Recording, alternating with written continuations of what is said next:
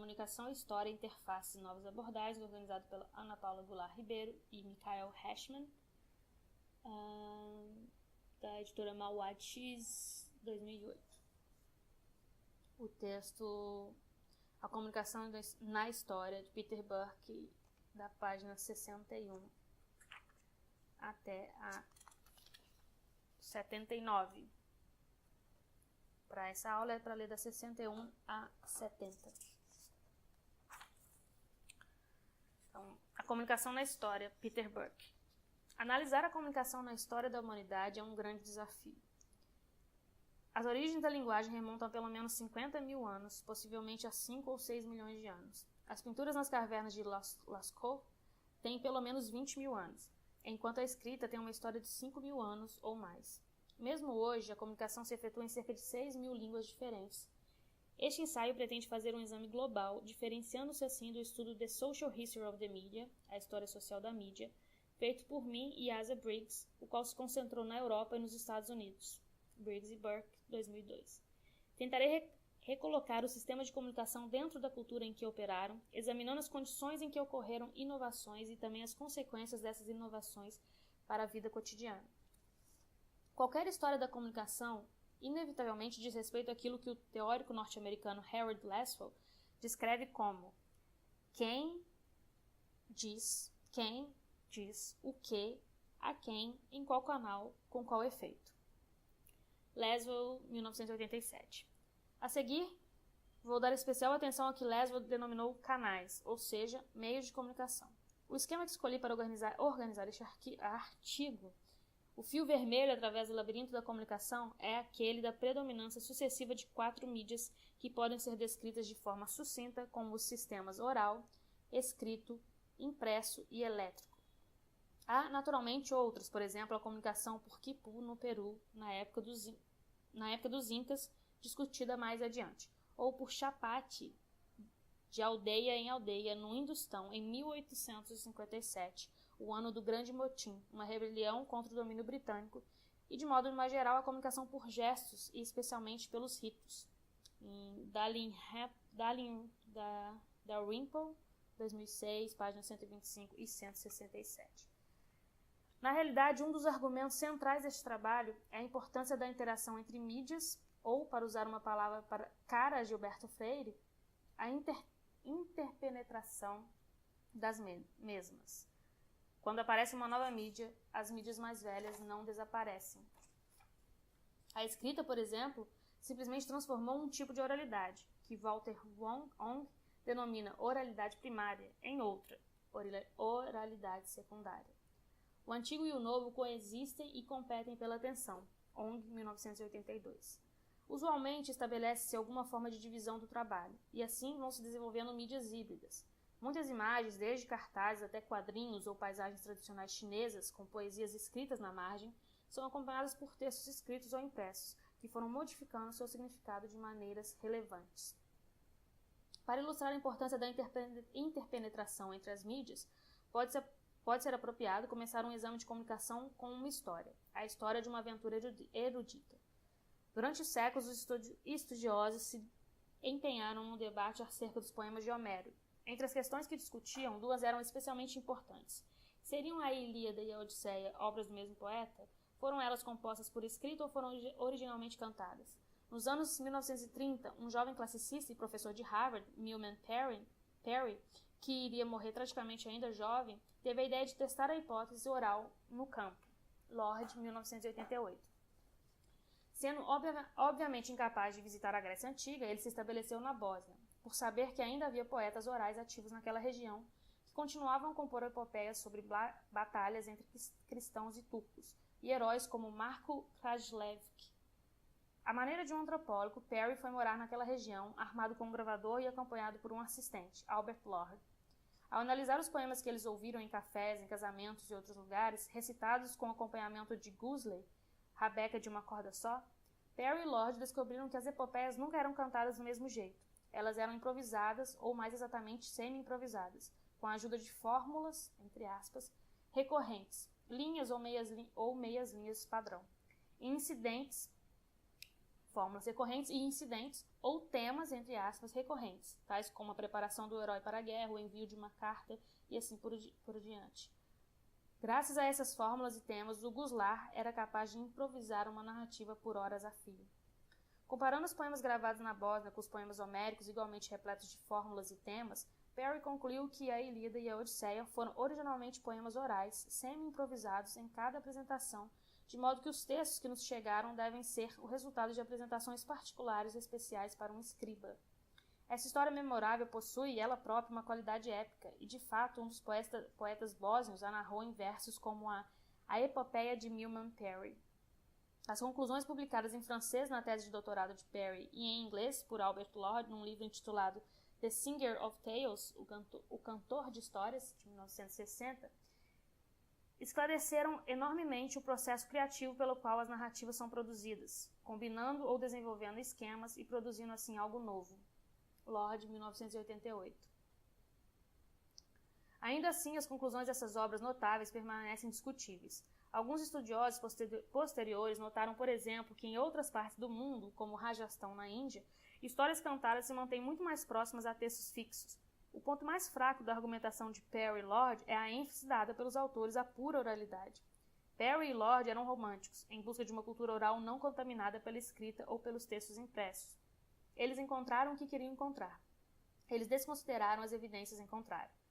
A Bósnia, nos anos 30, ainda tinha baixo índice de alfabetização, mas a cultura não era puramente oral. Versões impressas das epopeias estavam em circulação e eram conhecidas por pelo menos alguns dos poetas orais. Os estudiosos não perceberam as interações entre mídias, talvez menos óbvia na Bósnia dos anos 30 do que, digamos, no Nordeste do Brasil na mesma época, mas igualmente presente. Atualmente, os estudiosos estão familiarizados com a tese de Parry pelos livros impressos e alguns deles estudam as epopeias bósnias escutando antigas gravações fonográficas, ilustrando assim, mais uma vez, a interação entre mídias. Vamos agora considerar o sistema oral. À primeira vista, poderia-se pensar que a comunicação oral não tem história, posto que é uma característica permanente da vida em sociedade. É difícil imaginar qualquer cultura em que a conversa, o boato e o mexerico não desempenhem um papel importante. Mas, em épocas diferentes e em lugares diferentes, a comunicação oral foi apoiada por diferentes instituições, desempenhou funções diferentes e papéis mais ou menos relevantes no sistema da mídia. Até uma época relativamente recente, cerca de 5.000 anos atrás, a escrita não existia. O sistema de comunicação era predominantemente oral, embora a fala fosse suplementada por rituais e elaboração de imagens. A mais antiga talha de um animal, encontrada no que é hoje a Alemanha, remonta a cerca de 32.000 anos, enquanto as pinturas de animais silvestres, caçadores e mãos humanas nas grutas de Lascaux, na França, Altamira, na Espanha e Namíbia, na África Meridional, têm 25.000 anos ou mais. O grande problema de se estudar o período antes da escrita é a falta de fontes. Podemos olhar as pinturas rupestres, mas ignoramos o contexto cultural que nos permitiria interpretar as imagens de mãos, animais silvestres, etc. A cultura oral daquele longo período só pode ser reconstruída indiretamente por analogia com comunicações orais posteriores registradas por escrita, ou em mídia pós-escrita, como cilindros, discos e fitas. Pensando nos últimos 5.000 anos, o que podemos dizer é que a comunicação oral permaneceu importante, mesmo tendo perdido seu papel central anterior.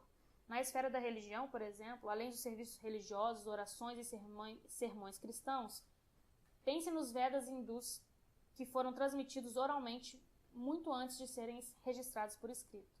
E também na resta periódica de Quran, ao Corão, no mundo muçulmano. A palavra Quran, significa récita, e Maomé era iletrado. O número e a variedade de instituições e formas de cultura material que sustentavam a comunicação oral em diferentes culturas, mesmo nas eras da escrita e da imprensa, merecem ser notados.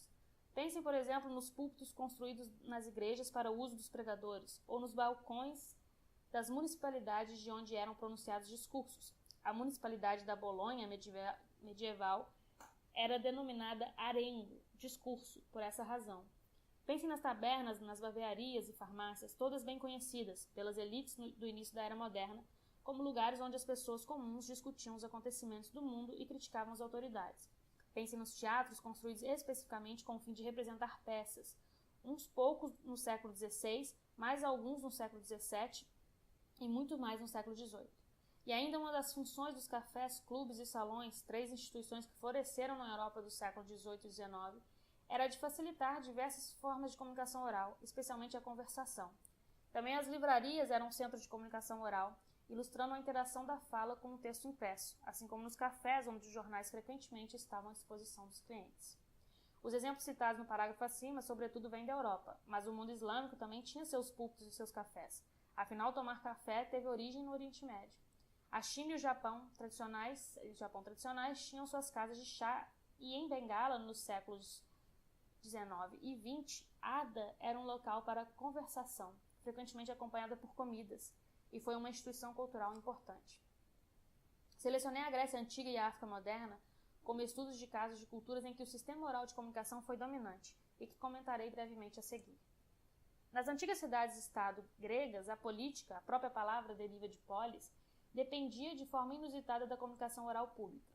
Discutindo o tamanho ótimo da polis, Aristóteles argumentava que deveria ser pequeno o bastante para que todos os cidadãos pudessem ouvir discursos públicos, discursos em assembleias tais como Eclésia Ateniense, aberta a todos os cidadãos de sexo masculino acima dos 18 anos. Eram essenciais para o funcionamento da esfera pública na antiga Grécia. Também o eram as peças que levantavam problemas morais fundamentais e eram vistas e ouvidas por grande número de pessoas em anfiteatros ao ar livre. Assim também a récita pública de poemas como a Ilíada e a Odisseia, considerados por longo tempo, não como um mero entretenimento, mas como guias de conduta. Hoje em dia, a antiga Grécia é estudada na base de textos de poetas, dramaturgos e filósofos, mas aqueles textos foram resultado de uma cultura principalmente oral, na qual a escrita interagia com a fala. A mesma observação poderia ser aplicada a culturas africanas, após a introdução da escrita e da imprensa, em muitos casos por missionários muçulmanos ou cristãos no século XIX.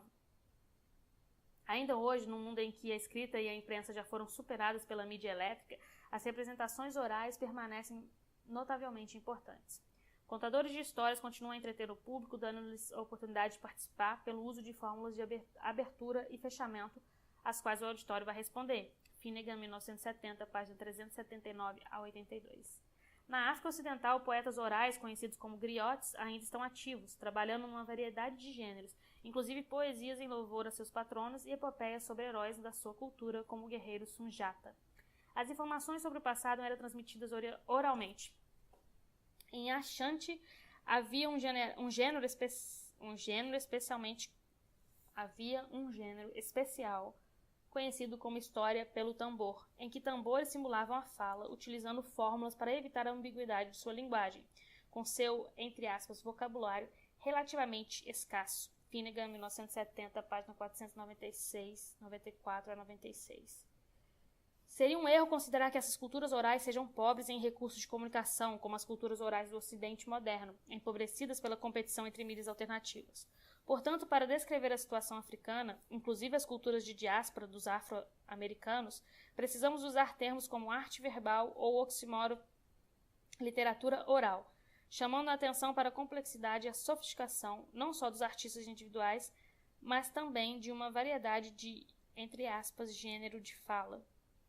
Esse sistema oral foi modificado por 3 revoluções na comunicação: o desenvolvimento da escrita, da imprensa e, finalmente, do que poderíamos chamar por conveniência de mídia eletrônica, especialmente o rádio, a televisão e a internet. Em cada caso, a introdução de uma nova mídia mudou o equilíbrio do sistema de comunicação, afetando todos os seus elementos. Nesse sentido, podemos falar de revolução. Mesmo assim, a introdução da escrita e da própria imprensa ainda deixava um espaço considerável para a sobrevivência das representações orais, estendendo-se desde a recitação de poesias ao pronunciamento de discursos políticos. Um dos principais oradores do final do século XIX foi William Gladstone, por 4 vezes primeiro-ministro da Grã-Bretanha. Seu equivalente no Chile, uma geração depois, foi o presidente Arturo Alessandri, que foi apelidado de o Leão de Tarapacá. Foi somente na idade do rádio que as apresentações oratórias ao vivo declinaram.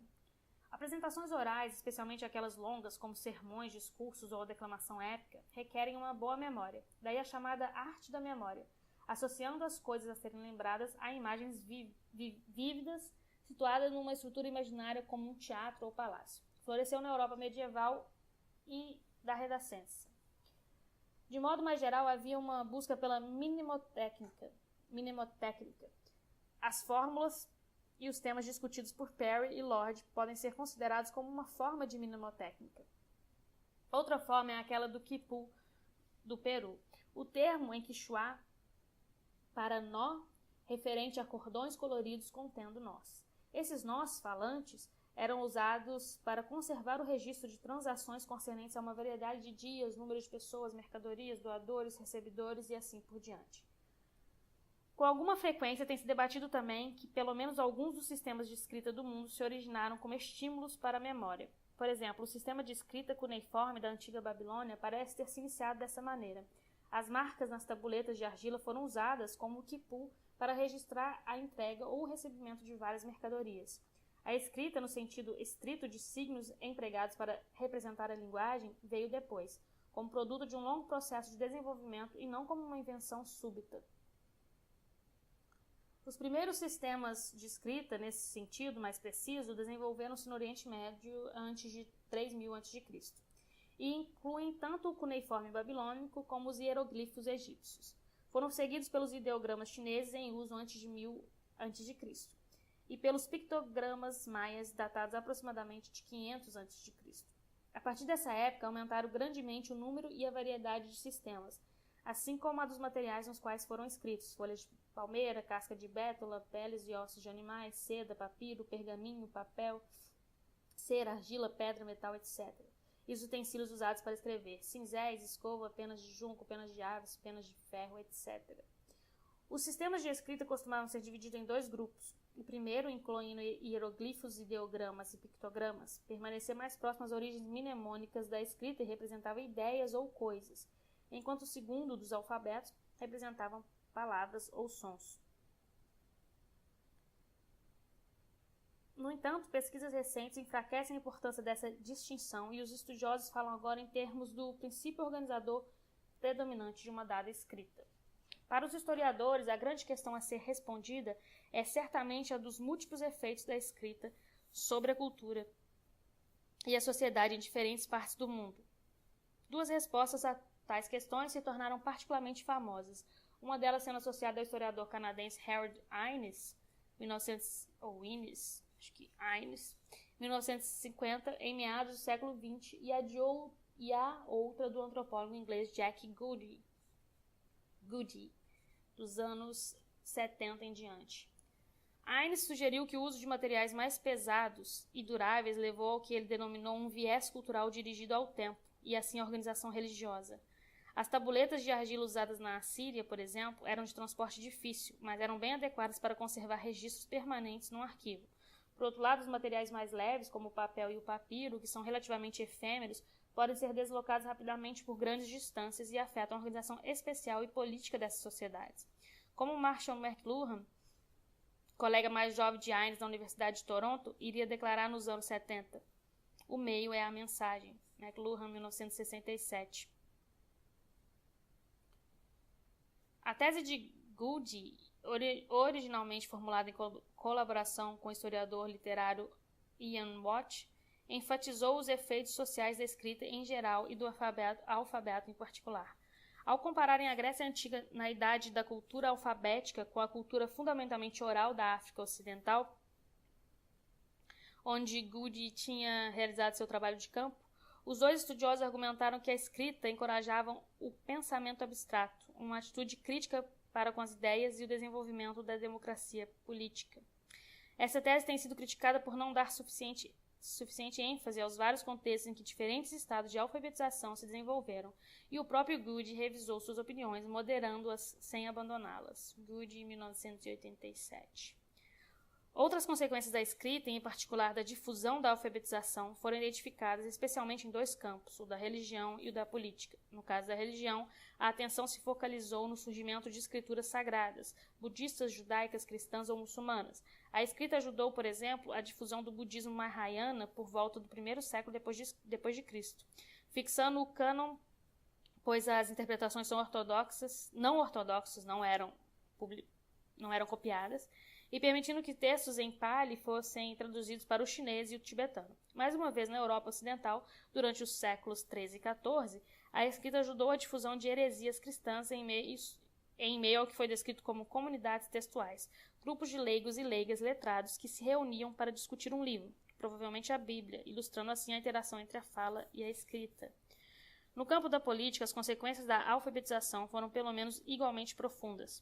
O famoso contraste traçado pelo sociólogo alemão Max Weber, em 2003, entre as formas tradicional, patrimonial ou pessoal de governo, de um lado, e aquelas modernas, burocráticas ou impessoais, do outro, dependia da emissão de ordens escritas e da conservação de registros escritos. A papelada, trabalho administrativo, que, como a red tape, fita vermelha usada para amarrar os papéis em pacotes, associamos à burocracia, depende do fornecimento infindável de papel barato. O papel foi usado regularmente por longo tempo na China, entrou em uso no mundo islâmico a partir de cerca de 800 d.C. e tornou-se disponível na Europa cada vez mais em torno do século XV. Foi no início da Era Moderna que o efeito da escrita sobre as práticas de governo se tornou particularmente visível, tanto na Europa quanto nos impérios otomano e mongol, bem como na China sob a nova dinastia Qing. Nesse crescimento da escrita ocorreram duas consequências opostas. Por um lado, tornavam-se disponíveis aos governantes e aos governos centrais informações sobre a sociedade que eles administravam. É por isso que Jean-Baptiste Colbert, por exemplo, um dos mais poderosos ministros a serviço do rei Luís XIV da França, despendia tanta energia coletando, organizando e recuperando informações. A China dos Qing é outro exemplo do que foi descrito como o estado dos arquivos. O fluxo de informações das províncias para o centro era organizado cuidadosamente, com duas vias, a rotineira e a confidencial. Essa última destinava-se aos altos funcionários provinciais e ao próprio imperador, que adicionava seus comentários com tinta escarlate. Muitos desses documentos foram preservados nos arquivos. Além disso, linguagens escritas cosmopolitas como o sânscrito, o latim e o árabe auxiliaram a manter impérios multilingües coesos por muito tempo. Ouçam 1994. Houve também um dado negativo no crescimento da escrita. O rei Felipe II, na Espanha, se tornou conhecido como Rei Papeleiro. É o Rei Papeleiro. Acorrentado à sua mesa e assim perdendo a oportunidade de se tornar tão bom conhecedor do seu império em primeira mão como fora seu pai, o constantemente itinerante Carlos V, embora mesmo este nunca tenha visitado seu império na América. Da Espanha à Suécia, críticos da burocracia comentaram e escreveram sobre o governo dos secretários, em vez do governo dos monarcas para os quais eles supostamente trabalhavam. De maneira similar, no início do Império Mongol, mais recentemente, o regime de Akbar ficou conhecido como governo pelo papel, Kagaz-Raj, e a administração se tornou cada vez mais ligada ao papel no final do século XVII e início do século XVIII. Destaquei ainda como breves estudos de casos das culturas da escrita a Europa medieval e o mundo islâmico. Na Europa medieval, uma das grandes distinções sociais era aquela entre o clero, definido como capaz de ler e o laicato. A igreja e o Estado mantinham registros, geralmente escritos em pergaminhos dispendiosos. Eram menos extensos do que se tornariam na era do Estado de papel, mas a chancelaria, o local onde os secretários escreviam e arquivavam cartas de e para o príncipe, já era um importante órgão do governo.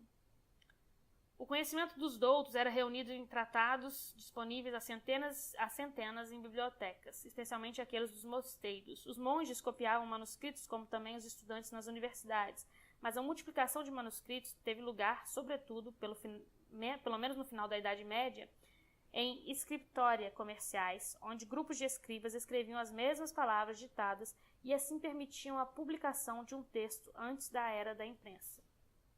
A Europa medieval também pode ser descrita como uma cultura notarial, na qual, especialmente nas cidades da região do Mediterrâneo, uma proporção substancial da população recorria aos notários a fim de registrar testamentos, contratos, transferências de propriedade, etc. Assim fornecendo o que os arquivistas descrevem como uma mistura de orgulho e queixa, como quilômetros de fontes para os historiadores de hoje. Não era necessário que o cliente fosse alfabetizado.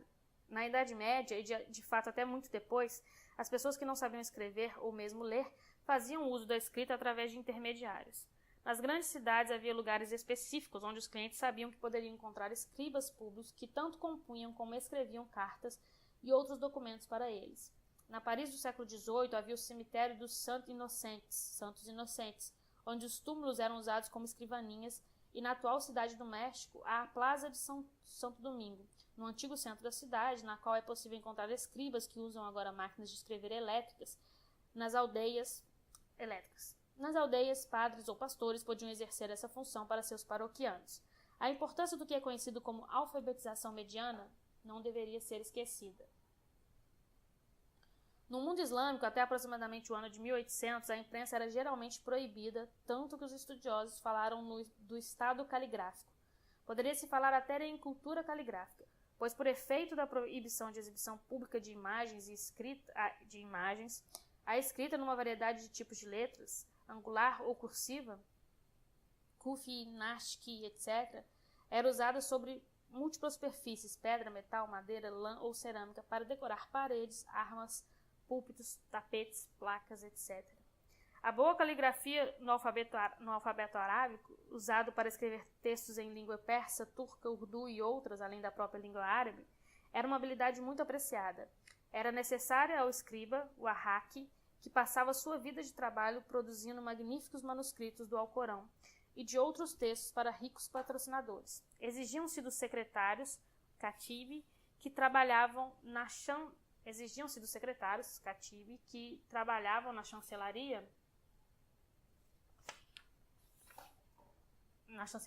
divan e que tanto compunham como escreviam cartas da parte de sultões e chás, habilidades similares. Grandes bibliotecas de livros manuscritos foram fundadas pelos governos em Bagdá, Córdoba e outros locais, e os números de livros nas mesmas, ainda que as estimativas estejam exageradas, ultrapassavam em muitos acervos das bibliotecas medievais do Ocidente. Tem-se também discutido que uma cultura urbana ou de classe média pôde se desenvolver no Cairo no século XVIII, sem o suporte da imprensa, graças ao fato de os manuscritos serem baratos e acessíveis.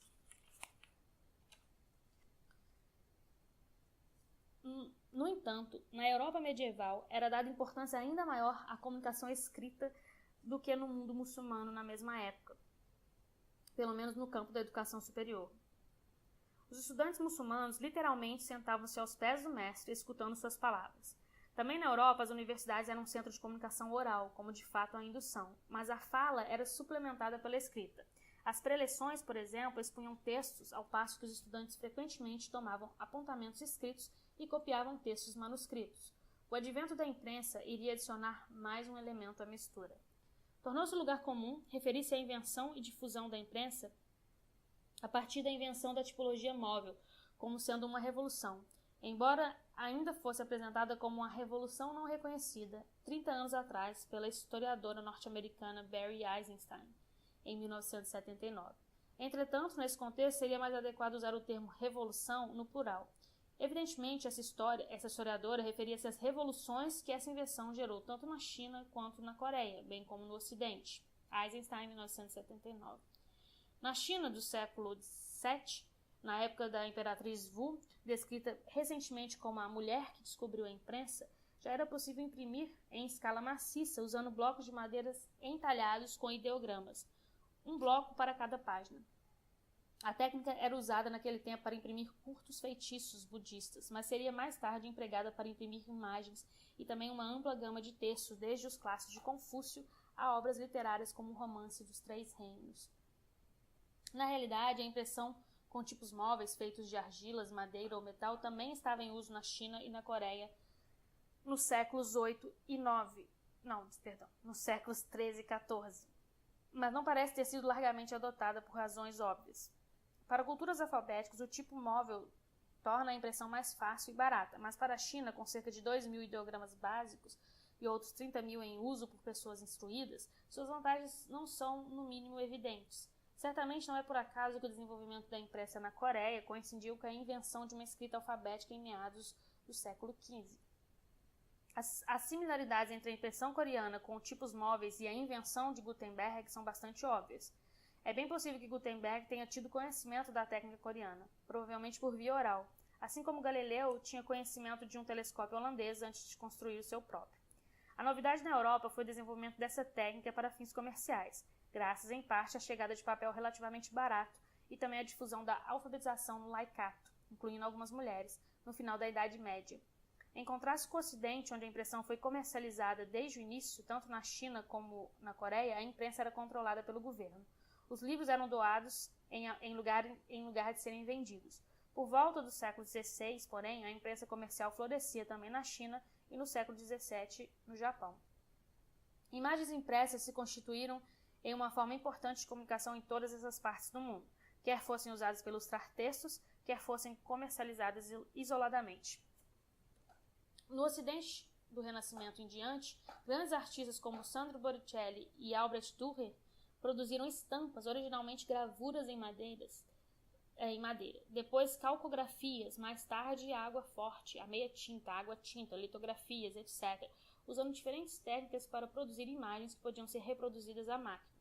Na China e no Japão, ao contrário, a gravura em madeira continuou a dominar a produção, usando-se o mesmo método do bloco estilográfico, mas refinando-o para produzir estampas coloridas, como o famoso gênero japonês de ukiyo-e, imagens do mundo flutuante, o mundo dos locais dos prazeres urbanos, para o qual contribuíram artistas do calibre de Hokusai, Hiroshige e Utamaro.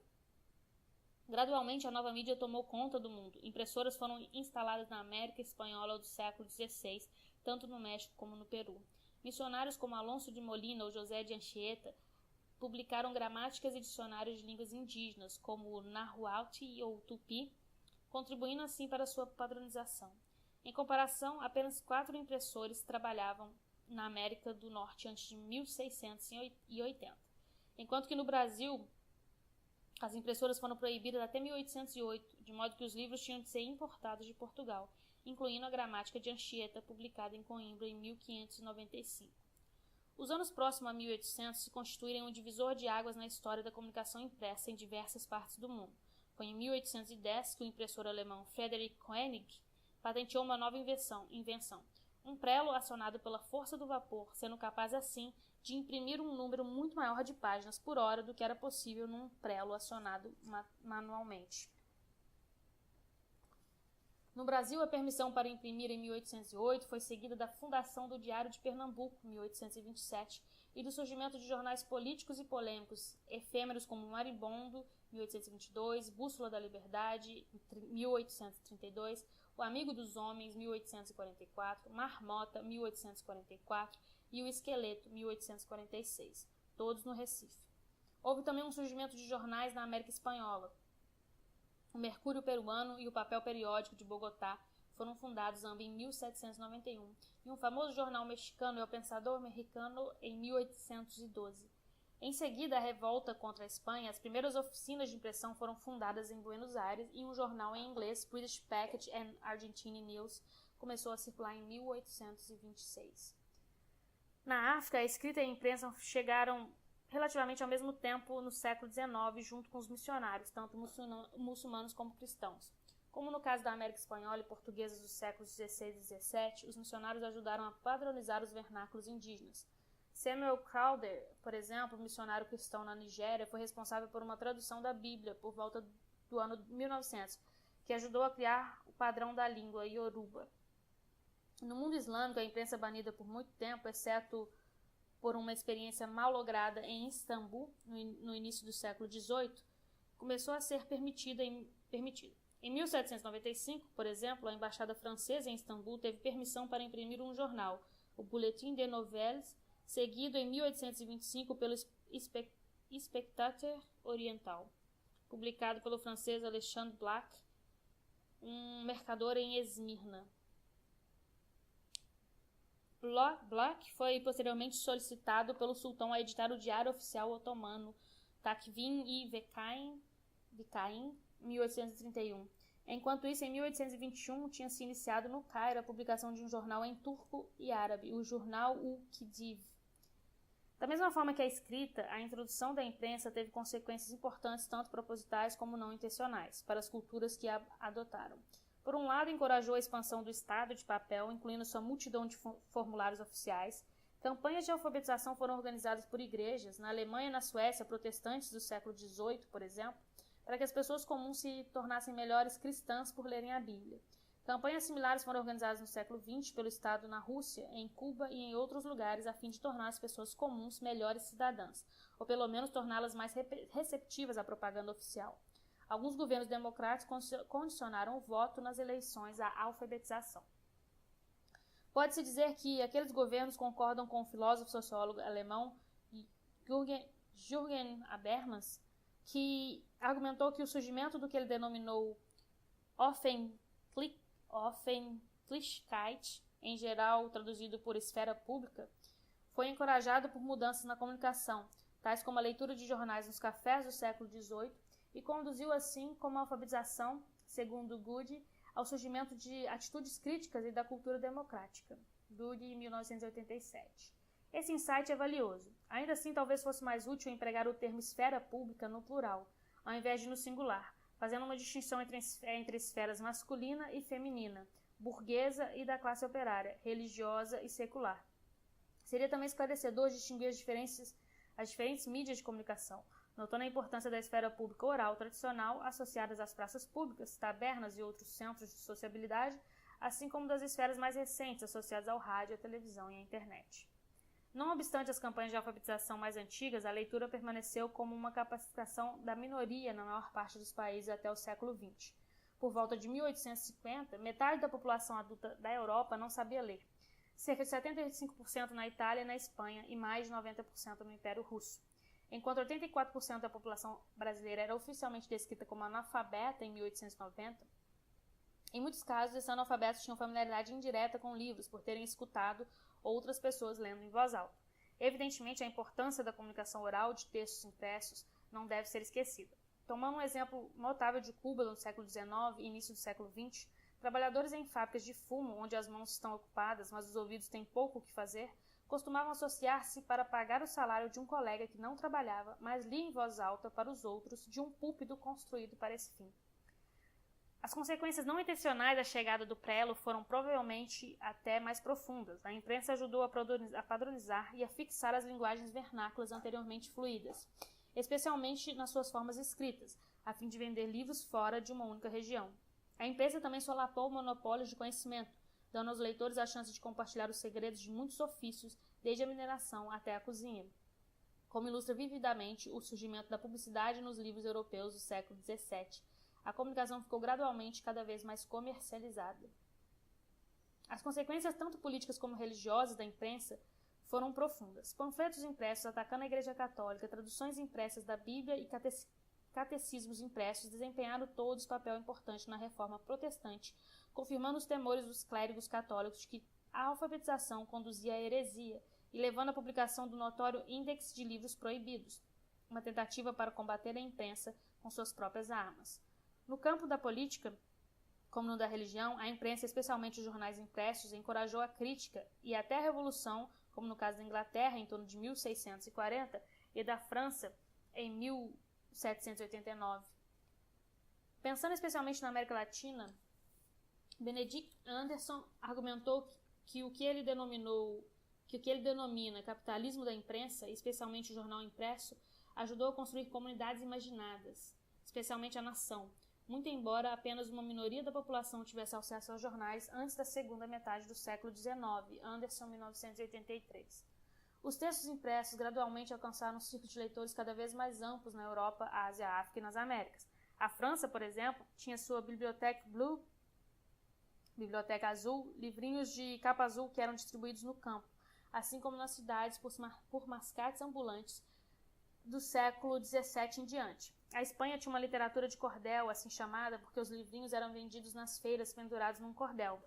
O Japão tinha suas kanazoshi, histórias escritas em tipos silábicos simples no lugar dos caracteres chineses usados pelos cultos, vendidos nas ruas. O Brasil também tinha seus folhetos de cordel, do final do século XIX ao final do século XX. Esses folhetos eram textos curtos, na faixa de 8 a 32 páginas, impressos em números reduzidos em prelos manuais, em estabelecimentos de pequeno porte, num estilo mais amadorístico que profissional. Por exemplo, os tipos de letra poderiam mudar de uma página para outra. Havia muitas vezes uma ilustração em estilografura na capa, substituída nos anos mais recentes por fotografias coloridas. Os textos eram tradicionalmente divididos em gêneros, tais como profecias, romances de sofrimento e folhetos de valentia, associados a figuras de heróis que iam de cavaleiros medievais até cangaceiros modernos, notadamente Lampião. No entanto, esses textos impressos permaneceram próximos à apresentação oral. Foram escritos em versos no formato tradicional, cestilhas, versos de 6 linhas com 7 ou 8 sílabas por linhas. Os poetas, conhecidos como cantadores ou trovadores, não só escreviam os textos, mas também os apresentavam, recitando em voz alta os versos, muitas vezes acompanhando-os eles próprios com uma rabeca, viola ou violão, nas feiras semanais, antes de vender ao público cópias do texto. O texto impresso não tinha como reproduzir muitos aspectos da performance, mas pode ter funcionado de forma eficiente como uma espécie de mnemônica, facilitando a reencenação por parte dos compradores e de seus amigos. Essa hipótese ajuda a explicar o paradoxo de que o público dos folhetos era mais amplo, mesmo numa área de baixa alfabetização, o Nordeste rural. O folheto era um livro para os iletrados, um texto que eles compravam para que os amigos ou parentes letrados pudessem lê-lo para eles. No final do século XX, os folhetos foram atualizados, passou a se incorporar temas contemporâneos, tais como a AIDS, a dívida externa do Brasil, entre outros assuntos. Os poetas usavam microfones para suas restas e vendiam não apenas textos, mas também fitas cassetes ou CDs. Enquanto o livrinho costumava ter o papel de lembrança da performance, essa performance passou a ser um comercial para o produto gravado. Em outros lugares, durante o século XX, o surgimento dos quadrinhos no Ocidente e do mangá no Japão tanto continuou como transformou a tradição. Já na Nigéria, dos anos 50 a 60, 1950 e 1960, desenvolveu-se uma literatura de mercado, com histórias para diversão ou aprimoramento. Os livrinhos eram vendidos nas feiras, especialmente na cidade de Onitsha.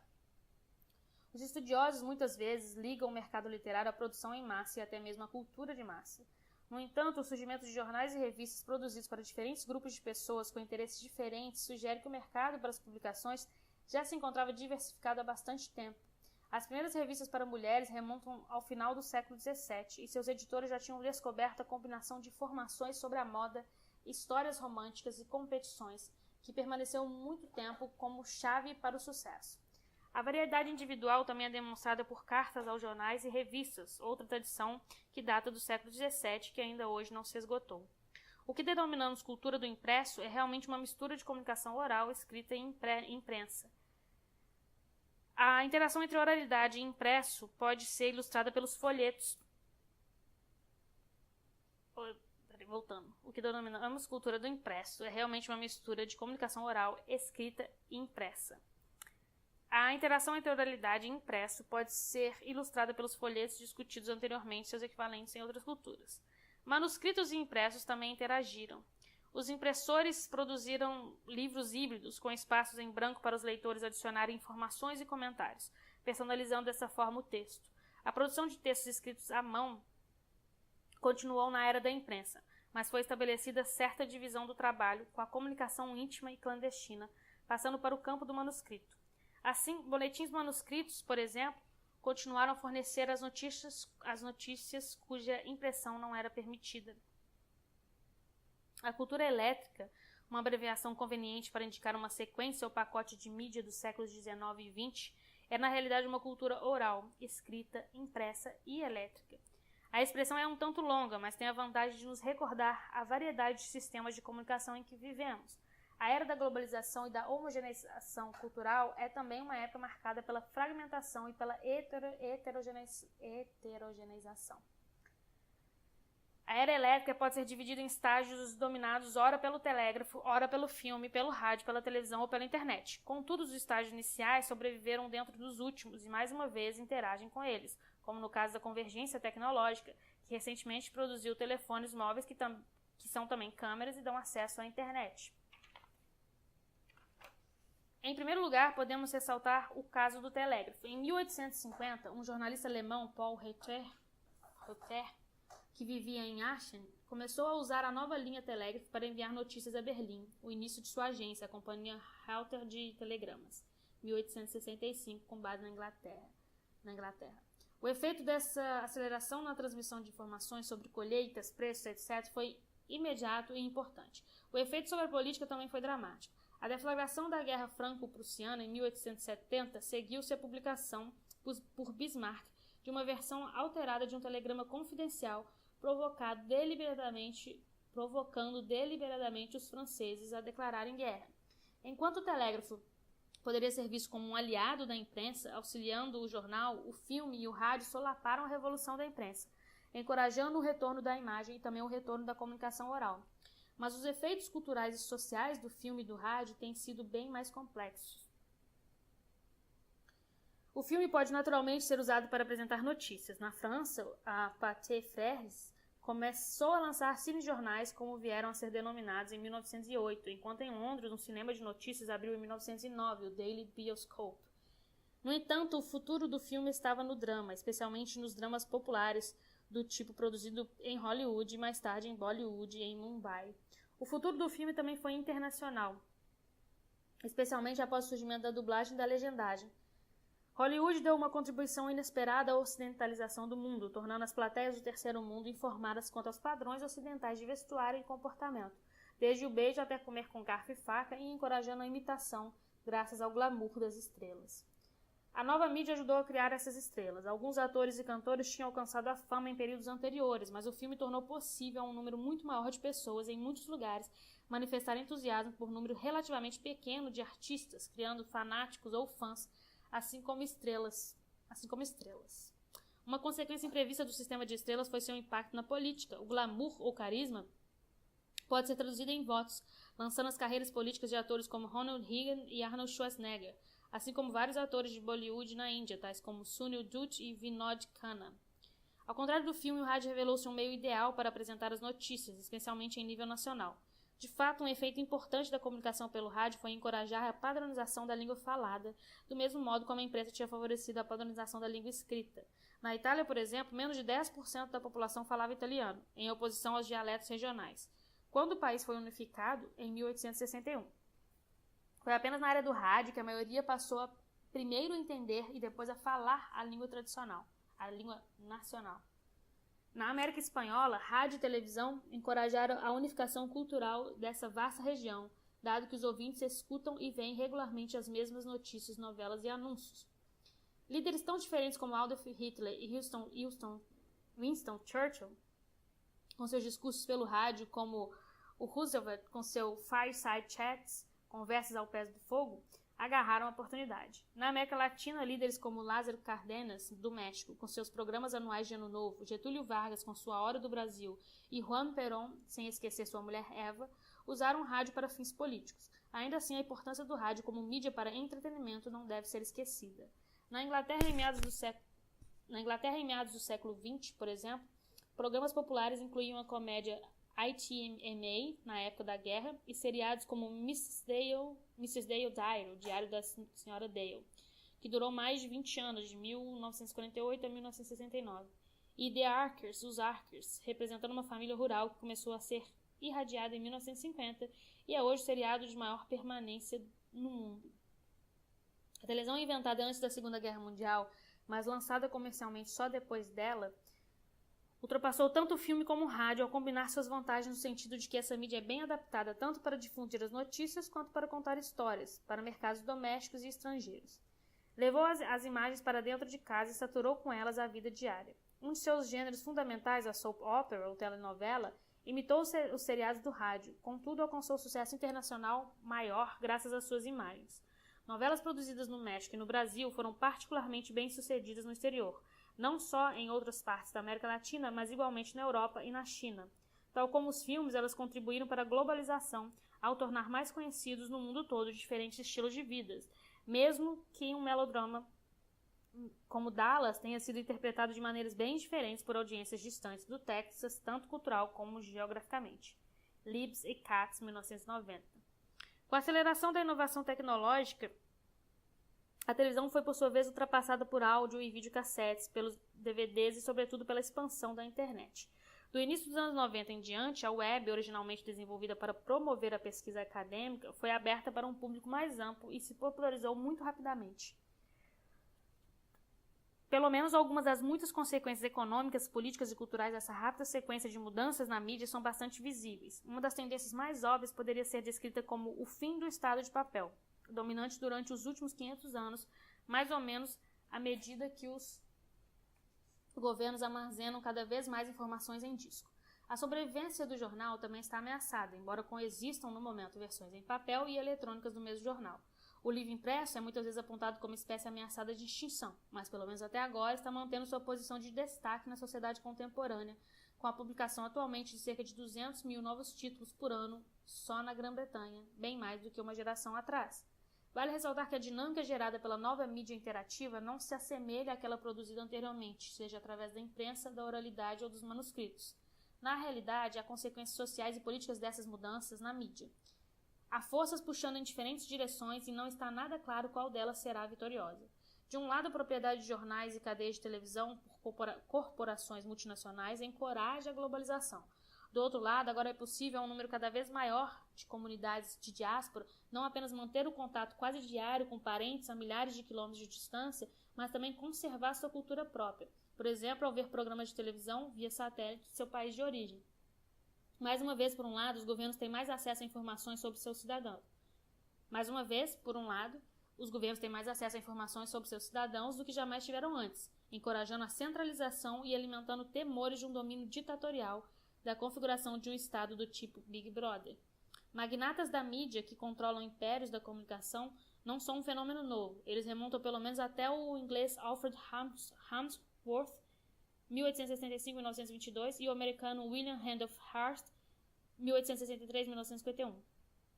Mesmo assim, na era de Rupert Murdoch, eles adquiriram cada vez mais influência sobre aquilo que as pessoas veem e escutam todos os dias em suas telas, incluindo a maneira como as notícias são apresentadas. Nesse sentido, há certa razão em se temer o que poderia ser denominado cyberditadura. Por outro lado, vazamentos de informações são cada vez mais comuns. Os hackers revelam ao mundo segredos econômicos, políticos e militares, enquanto jornalistas investigativos, por vezes, solapam governos, como no caso Watergate, quando o presidente Richard Nixon foi forçado a renunciar em 1974 após a revelação pública de irregularidades no regime. No mundo islâmico, videocassetes possibilitaram não só a Osama Bin Laden dar publicidade às suas denúncias do Ocidente, como também permitiram um debate sobre os princípios do Islã, que alguns estudiosos comparam a reforma protestante, com o CD tomando o lugar do prelo. Assim, poder-se-ia afirmar que o surgimento da internet, uma mídia centrifugada, está alargando em certo sentido a esfera pública e dando apoio à sociedade civil e à democracia, de modo análogo às antigas cartas a jornais ou telefonemas às emissoras da televisão.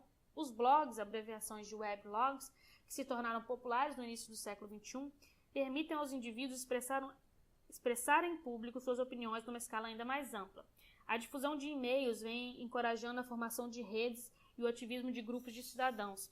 E esse movimento social é especialmente importante em regimes políticos autoritários, que controlam outras mídias tradicionais e massivas, como por exemplo no caso da China de hoje. Por essas razões, há esperança para aquilo que alguns comentaristas denominam cyberdemocracia. Em resumo, novas mídias trazem consigo novas oportunidades, assim como novos perigos. Se há algo certo no futuro, é que nós teremos de aprender a nos adaptar a mudanças nos meios de comunicação ainda mais rapidamente do que estamos tentando fazer hoje.